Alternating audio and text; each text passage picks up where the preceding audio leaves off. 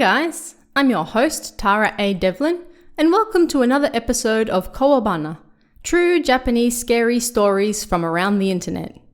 This one is a very special episode because it's our 50th. We held a vote recently on kowabana.net to pick which story would appear on this episode, and I'm happy to announce that Kinkisaki Pandora won.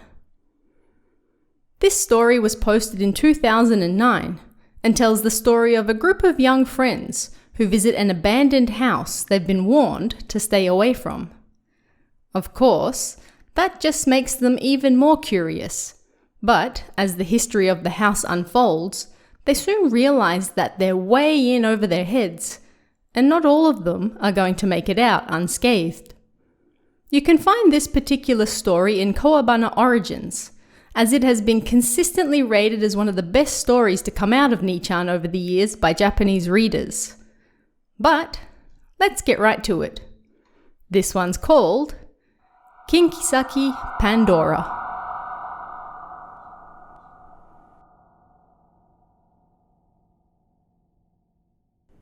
This is a story passed down in my hometown about something called Kinkisaki. We don't know exactly how to read the Chinese characters associated with the word though, so we just call it Pandora. I was born and raised in a small, sleepy countryside town in the middle of nowhere. It was a lonely town, without many places to play, but there was one place in particular that stood out. On a road that sat between endless rice fields on the outskirts of town, there was a single vacant house. Nobody had lived in it for a long time. And even in our little countryside village, it was old, worn, crumbling, and ancient. If that was all, then it would just be like any other old vacant house. But it wasn't. There was something peculiar about this particular place. The first thing we noticed was that our parents and other adults around town were always violently opposed to anything to do with it. Even just bringing the house up would end in a scolding, and there were times where I was spanked just for talking about it. I wasn't the only one that happened to. It was the same for all the kids. The second thing was that the vacant house had no entranceway. There were windows and a glass door, but nothing that resembled a real entrance. Supposing that someone lived there at some point, how did they get in? Through the windows? Or glass door? These mysteries aroused our interests, and at some point, people started calling it Pandora. It was the hottest topic amongst us kids at the time. We didn't know anything about it being Kinkisaki then. Including myself, most of the kids in town decided to try investigating the place. But because even just mentioning it would bring the wrath of our parents down upon us, actually putting it into practice was a little more difficult. Getting to the place itself was easy, even for children, and there was nobody around to see. I think everyone went there at least once during their lives to see it with their own two eyes, then just enjoyed the atmosphere of the place. A few months after I started junior high, one of the guys took a fascination with Pandora and wanted to go see it. I'll call him A. A-kun's mother was originally born in our town, but she married someone from another prefecture. When she got divorced, she returned to her family home, and he was now living there with her and his grandmother. It was A-kun's first time in our town, so he knew absolutely nothing about Pandora. I was friends with B-kun, C-kun, and D-ko at the time, and he was good friends with B and C, so naturally, we became friends as well.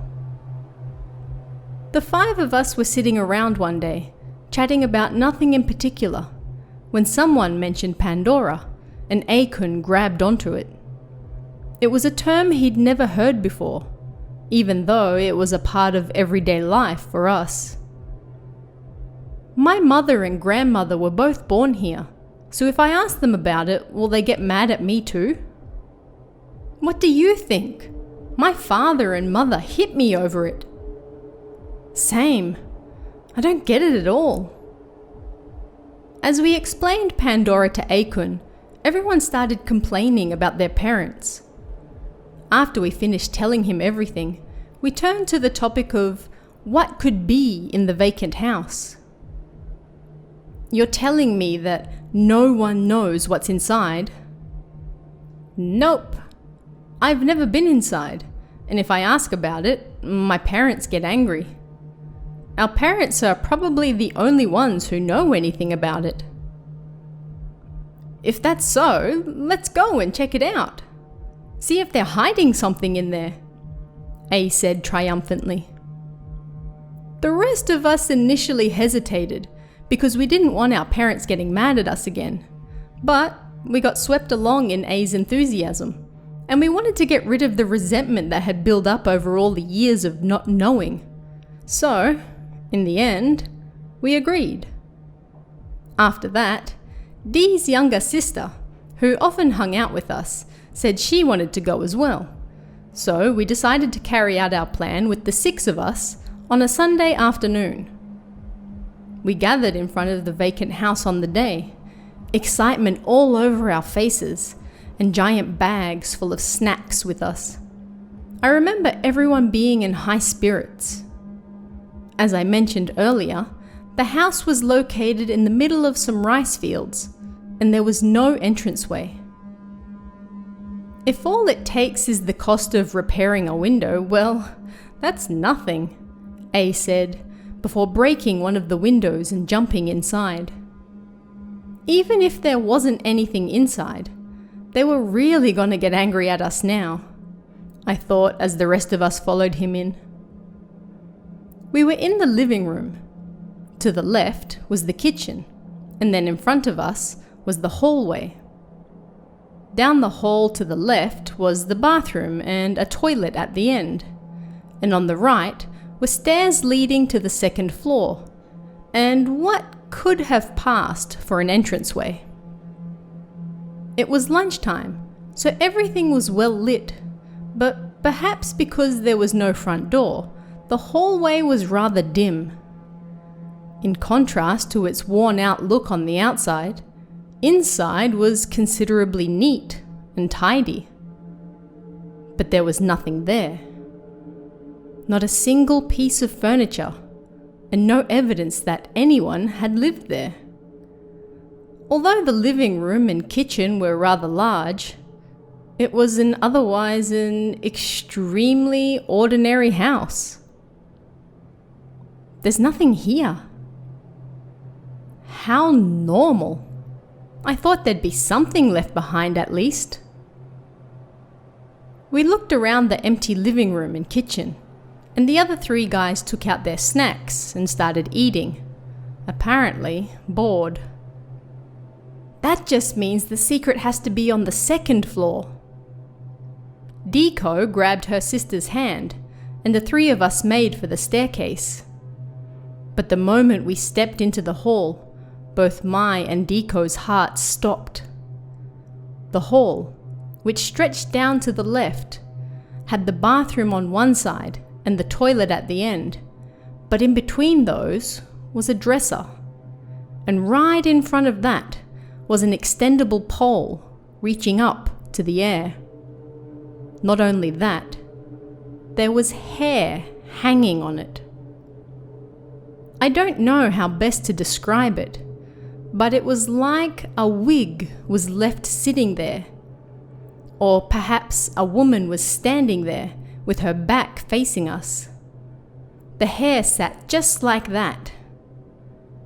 Even height-wise, the pole was set so that the hair was dangling about the same height it would be on an average female. It was like looking at a reproduction of the scene, a woman sitting in front of the dresser. I got goosebumps. Ooh, what the hell is that? Deco and I started to panic. What's up?" The three guys approached from the living room and stood there dumbfounded at the sight before them. Only Dee's sister looked at it blankly. "What's that? Is that real hair?" "I don't know. Go touch it." A-kun and B-kun exchanged words, but the rest of us stopped them. "It's dangerous. Leave it be. And it's gross. There's definitely something wrong with it." "Yeah, that's right. Just leave it alone." No matter how you looked at it, that thing was weird, and the spectacle inspired dread within me. We briefly returned to the living room. You couldn't see it from there, but every time I looked over at the hallway, I felt uncomfortable. What are we gonna do? We can't go upstairs unless we go past it. "I'm not gonna go. It's gross." "Yeah, I don't like it either. It seems dangerous." C-kun, D-ko, and I lost all desire to go exploring after seeing such an unexpected sight. "If you don't look at it, you'll be fine. I'm telling ya. If there's something on the second floor, then we can just run back down here and the exit is right there, yeah? And come on, it's only lunchtime." Both A and B really wanted to go upstairs and urged the rest of us to go with them. Even so, we looked at each other, wondering what to do, when we suddenly realized something. "Huh? Diko? Where's your sister?"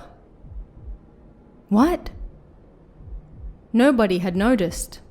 Dee's younger sister was gone. We were in front of the lone glass door leading out, so it was impossible that she left without us knowing.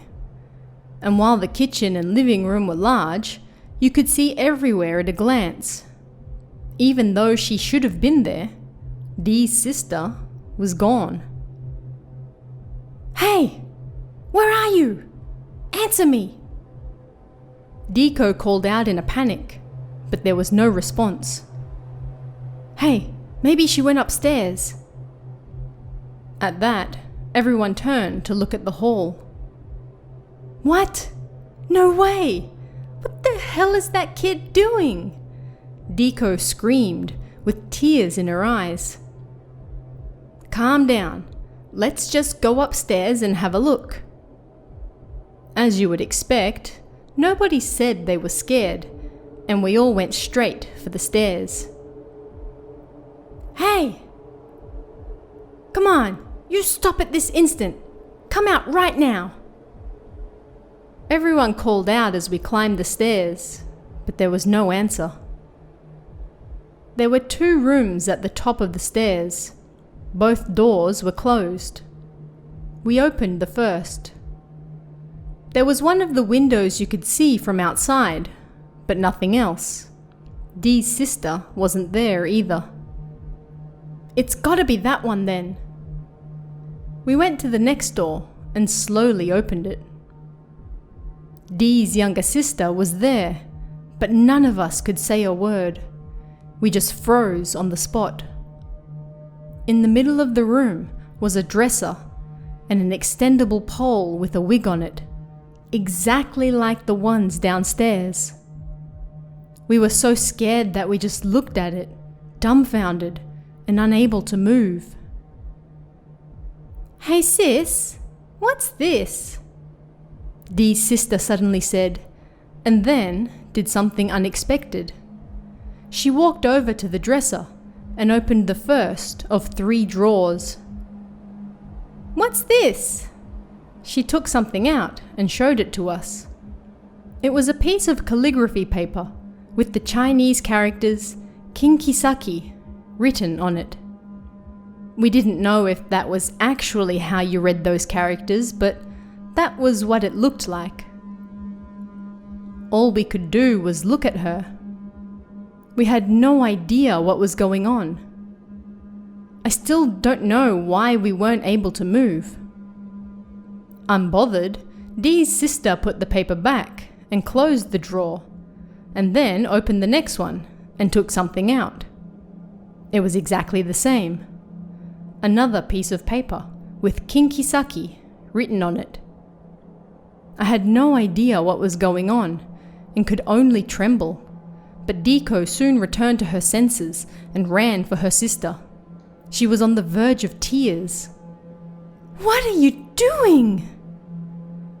She yelled sternly at her sister and took the paper from her, going to put it back in the drawer. But the problem was that, while her sister took it out from the second drawer and closed it again, in her panic, Diko opened the third drawer, not the second. The moment it burst open, she stared at it, unable to move. She stood ramrod straight and stared at its contents, not moving a muscle. "What's wrong? What is it?" Finally, the rest of us were able to move, and as we approached them, Diko slammed the drawer shut. Then she grabbed her own shoulder-length hair and put it in her mouth, sucking and chewing on it. "Hey, what are you doing? Diko, get it together." Everyone called out to her, but she didn't respond. She just kept sucking on her own hair. Dee's sister started crying, perhaps scared at how her sister was acting, and the situation became tense. "Oi, what's going on?" "I don't know. What the hell is she doing?" "Let's just get out of here and go home. I don't want to be here any longer." The three guys carried Diko while I grabbed her sister's hand and we ran out of the house. Diko continued sucking on her hair the whole time, and we didn't know what to do. We just knew we had to get her to some adults, and soon. We ran to my house, which was the closest, and I screamed out to my mother. Dee's sister and I were crying. The other three guys were dumbfounded, and Diko continued her eccentricities. My head was spinning, thinking of how to explain what happened, when my mother finally appeared. "Mum!" Just as I was attempting to explain our situation, my mother slapped the four of us boys across the cheek and started screaming. "You went there, didn't you? You went to that empty house." All we could do was nod our heads at her furious expression, and I couldn't find any words to explain myself. "Everyone, go wait in the back. I'll contact your parents shortly." She grabbed Diko and took her upstairs. The rest of us went to wait in the living room, like she said. I couldn't think. We must have sat there like that for close to an hour. While we waited for everyone's parents to arrive, my mother and Diko remained upstairs. My mother came back down when they all arrived and told them, "These children have been to that place." The adults started talking amongst themselves and making a fuss. "You idiots! What did you see? What did you see there?" Each of the parents directed questions at their child, but our minds were blank and we couldn't answer. Then, A-kun and B-kun did their best to try to explain.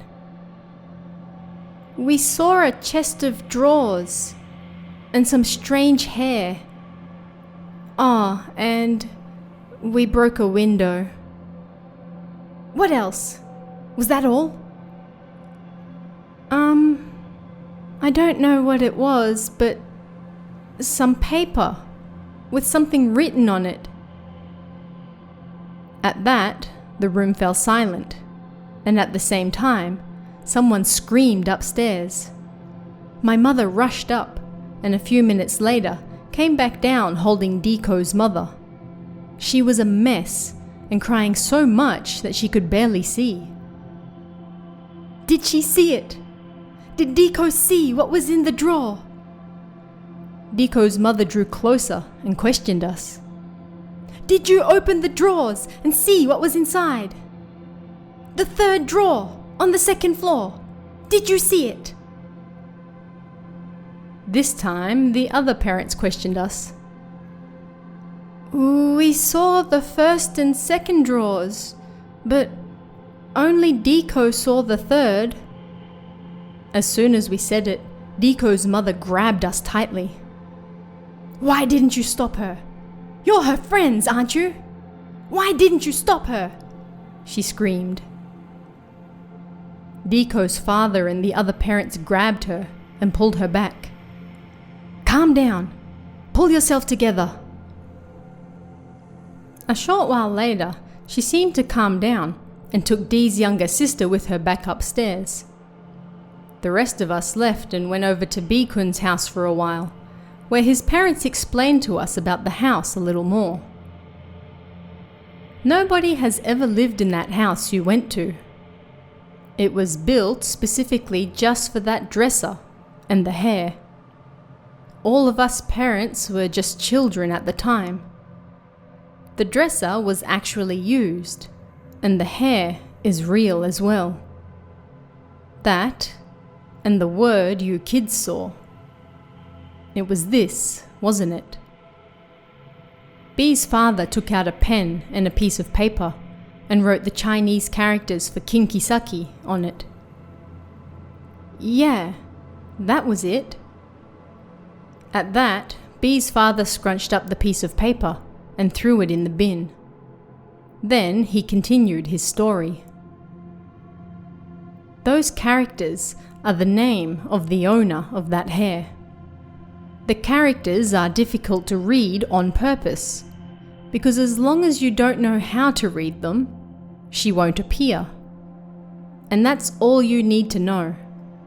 You must never, ever speak of that house again, nor go near it. Okay?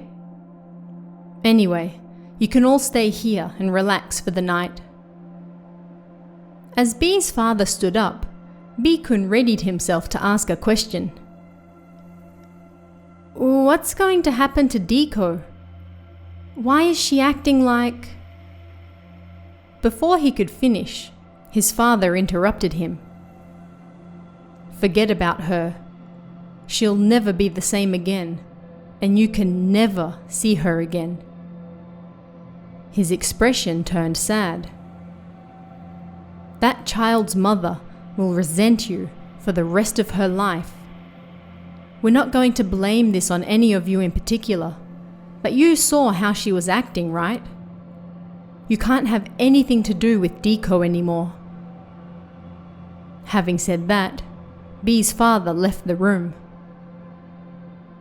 We didn't know what to think, what to do.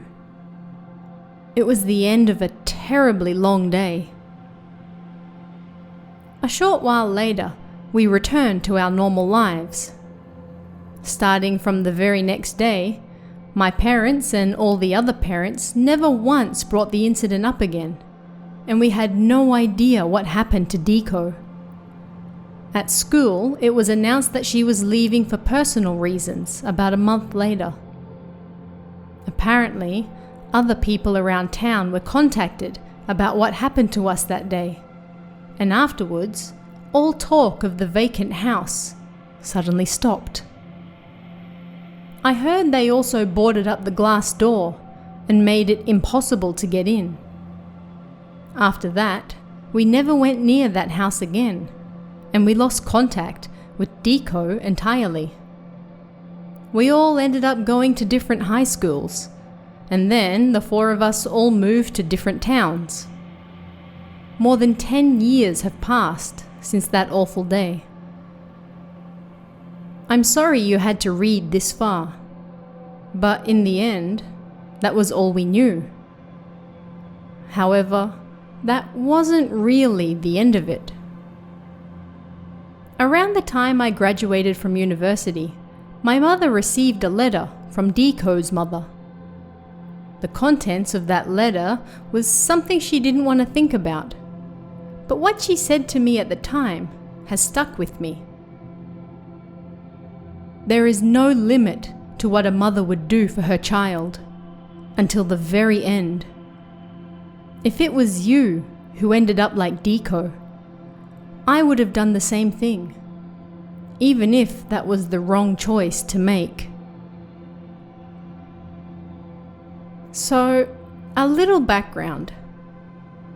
For several generations, there were 3 rituals that were passed down from mother to daughter. First, let me explain a little about this family lineage. In this family, the daughter was considered property of the mother, and there was a ritual that used the daughter as ingredients. A mother would have 2 or 3 daughters, and from them, she would choose one to be said ingredients. There was a chance that a boy could be born, but what they did in that case was unknown. The daughter that was chosen was given 2 names. One was known only to her mother, her true name, and it was hidden for the duration of her life. Just in case someone might discover her true name, she was given characters with a different reading so that, even if people knew the Chinese characters, there was no way for anyone other than the mother to know how to read them correctly. Even if the mother and daughter were alone, she would never call her by her true name. It might seem a little similar to the concept of one's true name, but it was emphasis and proof that the daughter was the mother's property. On the day her true name was given, a dresser would be prepared. But outside of her 10th, 13th, and 16th birthdays, she was never allowed to see the dresser again. This was also preparation for the future. While nobody was able to call her by her true name, the mother would start training her daughter from a young age in order to increase her value as an ingredient. The daughters who weren't chosen would lead normal lives. For example, she would be forced to cut up the faces of cats or dogs. She would have to raise a pet that only had its tail left. Those around the child would treat it as a living animal, so she would be convinced to think that it really was. She would be taught magic, using cat's ears and whiskers, and use that to kill mice. She would be forced to cut up spiders into small pieces, and then reassemble them again. And she would be forced to eat excrement, her own and that of others.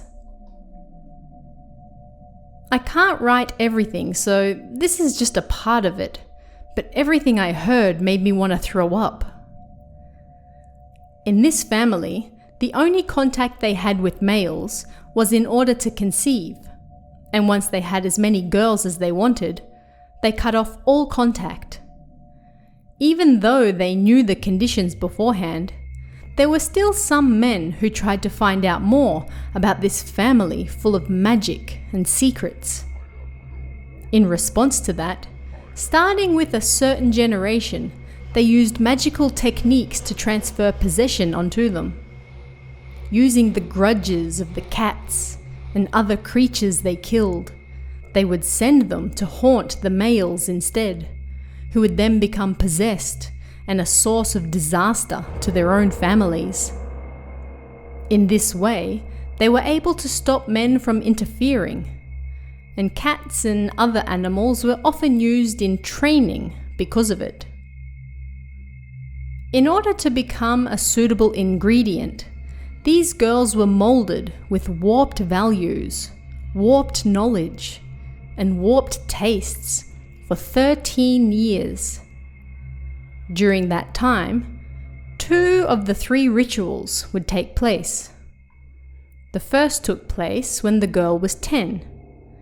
The mother would take her to the dresser and instruct her to offer a nail. This would be the first time the girl learnt of the existence of the dresser.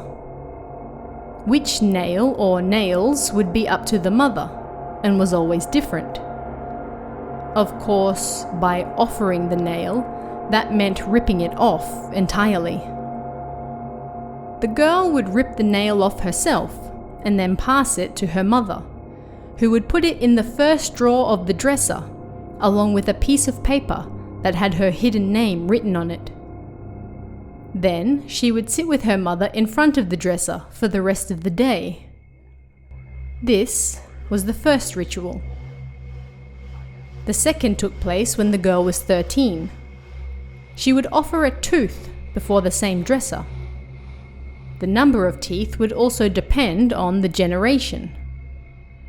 The girl would pull out her own tooth, then her mother would put it in the second drawer, along with a piece of paper with her hidden name written on it. Then she would sit with her mother in front of the dresser for the rest of the day. This was the second ritual. After this second ritual was over, the girl wouldn't undergo any further training until her 16th birthday. Suddenly, without reason, the girl would be given complete freedom. This meant that all preparations were finished by the time the girl turned 13. Until this point, most girls lived just as their mother wished, as a living doll. But it seemed there were many girls who attempted to live normal lives after that, perhaps due to their natural feelings. Then, 3 years later, on the day the girl turned 16, the third ritual would take place. For the third ritual, they would stand in front of the dresser, and the mother would eat her daughter's hair. It was important to note that rather than simply eating the hair, the mother was taking it into her own body. They would cut the girl's hair until she was bald, and then the mother would eat it, all while staring at the dresser. The daughter would just watch as this all took place. When she was done eating her daughter's hair, she would then say her daughter's true name. This would be the first and only time she would ever hear it said out loud. Once the ritual was completed, her objective would be achieved. Starting the very next day, the mother would become an invalid, doing nothing but chewing her own hair around the clock and isolating herself until the day she died. This invalid was literally a shell of the former mother. The mother would become something entirely different. The body was like a balloon in the shape of a person, but the real mother became something that nobody could see, hear, or know of. Everything that took place was what was required in order to reach that place. Divinity? And it was through the final ritual that it became possible to attain. It was said that all the mothers who succeeded went to this unknown place and existed in a pure, unsullied paradise. With the final ritual, the mother could move on to paradise, leaving behind a shell that did nothing but continue sucking on its own hair. Gaining access to this new existence was her goal all along. The daughter, who was left behind, was then raised by the mother's sisters. This was why they didn't give birth to one daughter, but 2 or 3 of them. Once the mother was gone, her sisters would continue to raise her daughter normally. Once the daughter's hair grew back to the same length it was when it was cut, she would start to mix with men and conceive a child. She would then become the mother, and the cycle would repeat, and she would head towards the place her mother was waiting in. All of this was what happened during these rituals. There are more details, but it's too much for me to write down in just a few posts. I wrote it to be as easy to understand as possible, but It may have been somewhat confusing. For that, I'm sorry. We're entering the main part of the story here, so for now I'll jump right in. In reality, this evil custom went on for quite some time. But gradually, the women started to question it. And slowly, the women started to behave more like regular mothers and daughters. As the family established these more normal relationships, the custom went out of fashion and finally became forbidden to practice. But the one thing they couldn't forget was the practice of the hidden name and the dresser.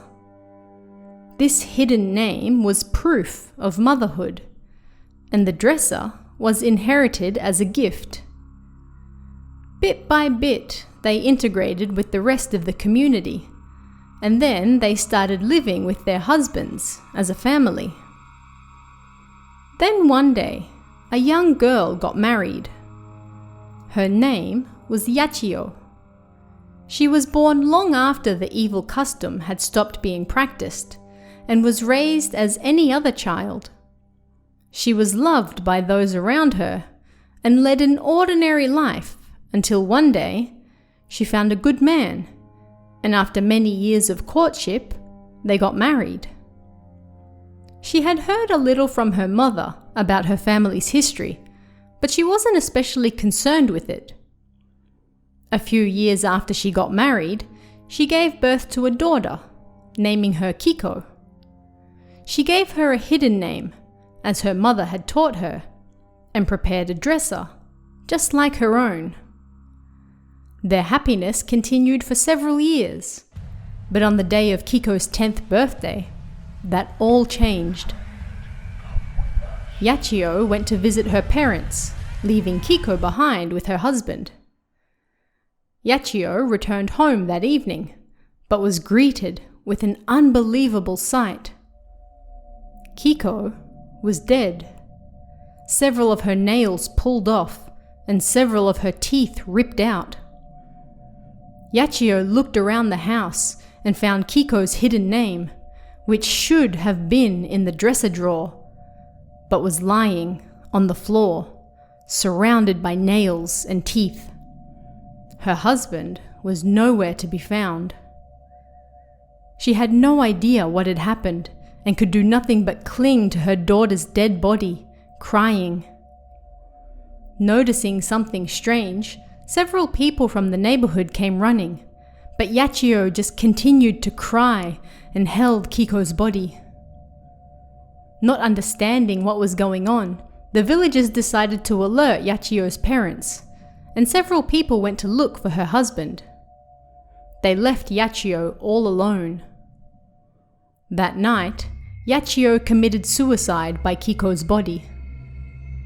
Yachio's parents were calm as the villagers described what happened to them. I can imagine what happened. She probably tried the ritual she heard of. We never told Yachio the finer details of it, so she only knew fragments. But she went and waited until Kiko's 10th birthday, huh? They said, and then left for their daughter's house.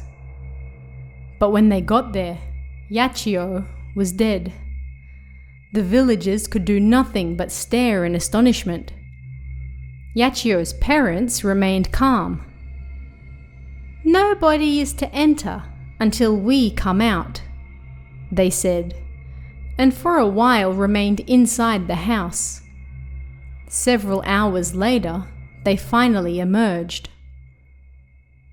"We will hold a memorial service for the two of them.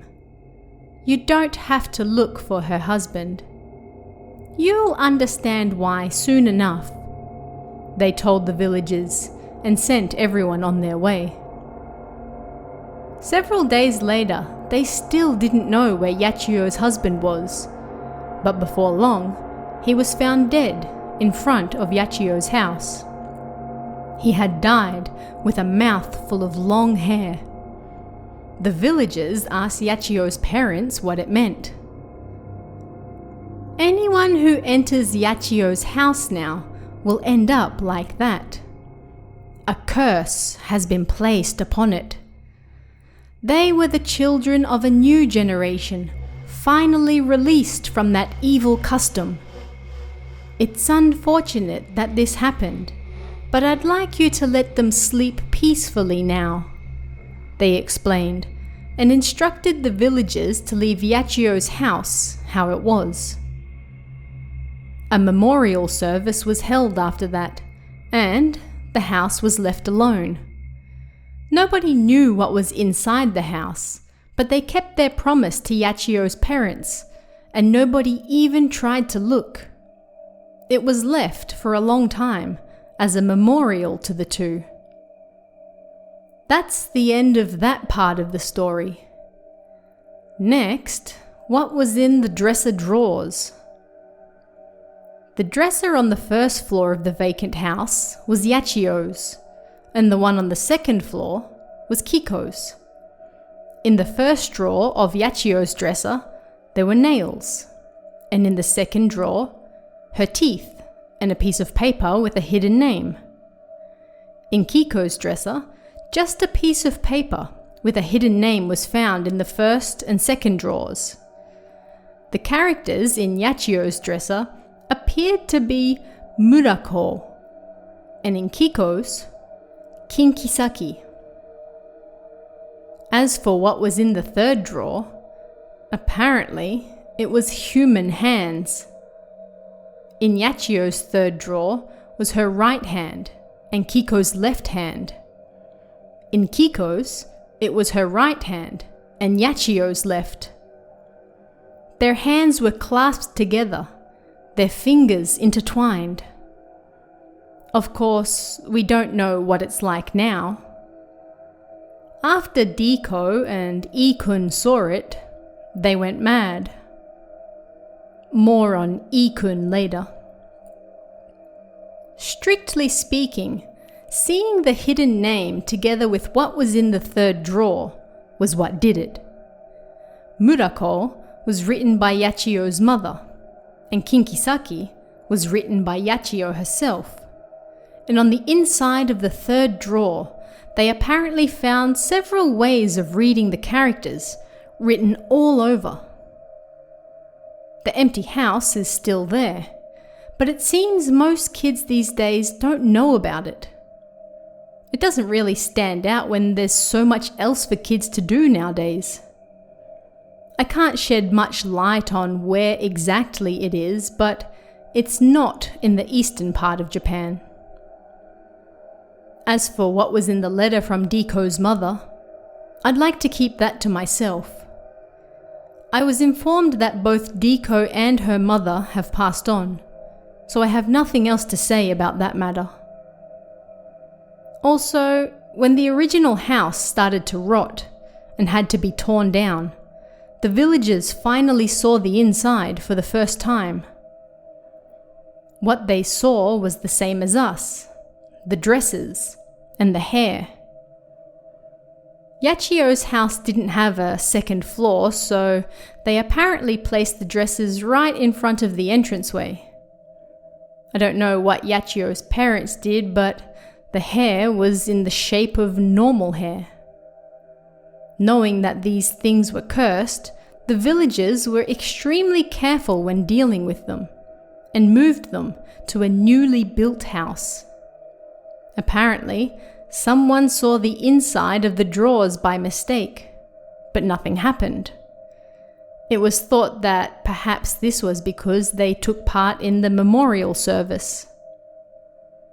The empty house was built far from town, and because it was not a house people would be entering or leaving, there was no entranceway, just windows and a glass door for ventilation.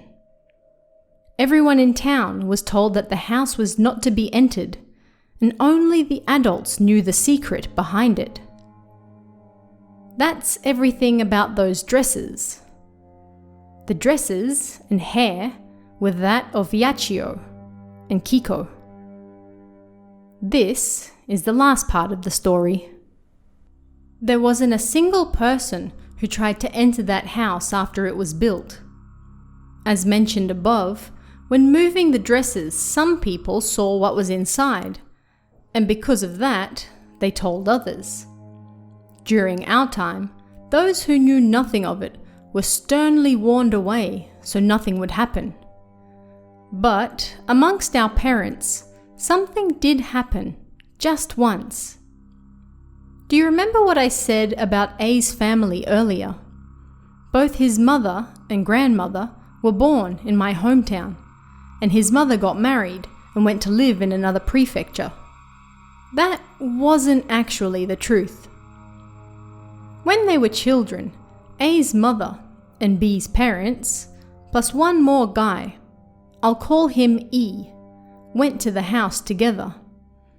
Unlike us, they went at night and took along a ladder to peek into the second floor.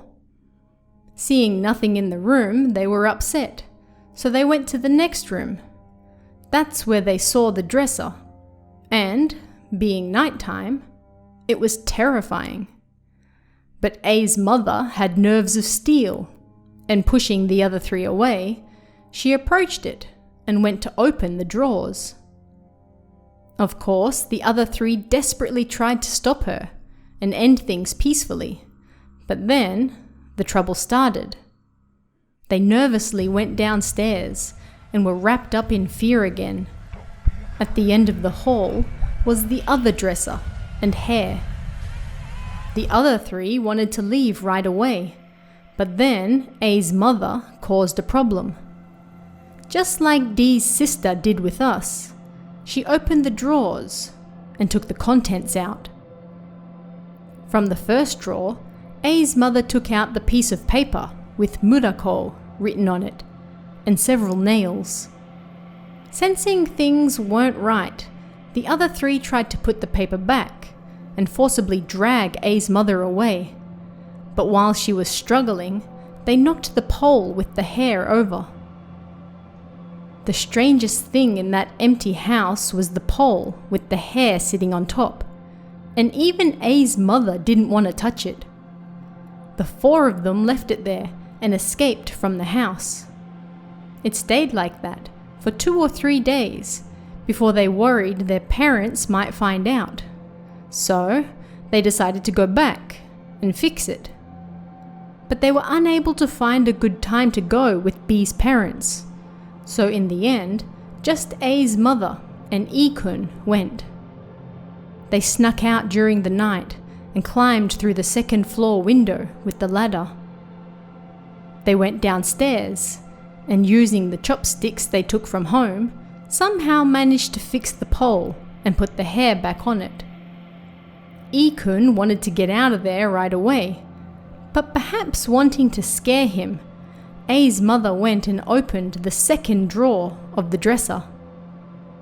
They found the piece of paper with Murako written on it and several teeth. E-kun was so scared he was about to cry, but A's mother found it fascinating. And then she opened the third drawer, so only E-kun was able to see its contents. He looked inside for only a few seconds. Wondering what he saw, she went to take a peek, but then he slammed it shut and stood there in a daze. A's mother thought he was just trying to get back at her, but then she realized something wasn't right. Freaking out, she ran home alone. As soon as she got home, she told her mother everything that happened. Her expression changed before her eyes, and she called E-kun's parents right away. They immediately went over to the vacant lot. About 20 minutes later, they returned, and A's mother briefly saw E-kun being held by his parents. His cheeks were stuffed with something, and she could see several strands of hair dangling from his mouth. Then B's parents were also called, and everyone spoke together, but the parents said nothing to the three of them. They just glared at A's mother with looks on their faces that couldn't be put into words. After that, the three of them were told the story of the house, As for Ikun, they were told the exact same thing we were told about Diko. Then, in the month before Ikun's family moved away, his parents stopped by A's mother's house every day to visit. This took a huge strain on A's mother's mental health, and unable to look at her anymore, her mother sent her away to live with relatives. I don't know what happened to A's mother or Ikun after that, but apparently the reason A's mother returned was in atonement for what happened to Ikun. And that brings us to the end of this week's episode. I'd like to thank each and every one of you for listening to and supporting the show. I never imagined we'd come this far when I first started, and hearing from people week in, week out that they enjoy it really makes my day. If you want to chat about the show, or Japanese horror in general with other fans, you can join us in the Kowabana Discord. You can find that link on kowabana.net. You can also directly support this show and get early access, bonus episodes, and much more by heading over to our Patreon at patreon.com/TaraADevlin. Thanks guys, and I'll see you again next time for even more Kowabana, true Japanese scary stories from around the internet. Want even more scary stories? Head over to kowabana.net for new translations every week. You can also join our Patreon for exclusive stories you won't find anywhere else.